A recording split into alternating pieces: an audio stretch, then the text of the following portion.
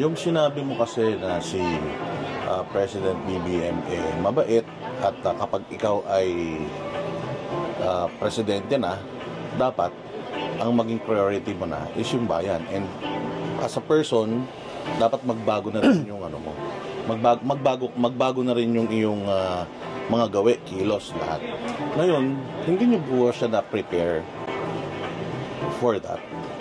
I mean, hindi ba niya ini-expect o sa sobrang lakas ng chances nyo, no, taas ng chances nyo na manalo, hindi nyo ba na-detect, na-predict na magiging ganito siya kahina as what people are saying? Okay naman nung formative days of the administration at magkasama kami. Kaya nga ang dami naming nagawa noon di ba? Pati yung siguro in relation, banggitin ko yung sa sugar importation. Yung sugar importation, hindi rin kanya yun. It was the sugar order that was involved in, sugar order number 3 or 4, I forgot now. Napirmahan yun, panahon pa ni dating Pangulong Duterte.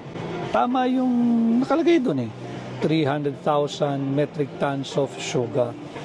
Kaya lang, siyempre, sabi ko nga sa iyo, pag nasa Office of the President ka, ES ka pa, papasok sa iyo lahat ng information. Ang kanya, sabi ni President Marcos nung meeting kami with the SRA at pati yung sa DA, bakit 300,000?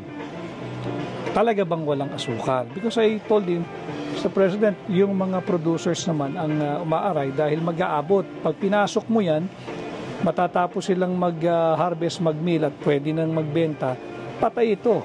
Dahil yung presyo hindi magtutugma, mas mura yung papasok Di ba? Mas mahal yung locally produced.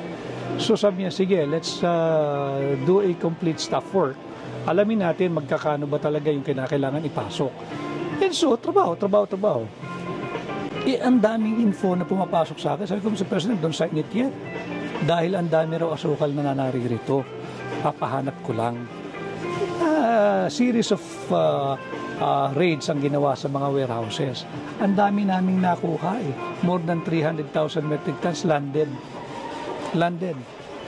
Hindi mo kailangan mag-import. So sabi ko, boss, itong 300 na to, gigisa ka sa sarili mong mantika. Nandito na pala yung mga yan. Hinord yung iba smuggled.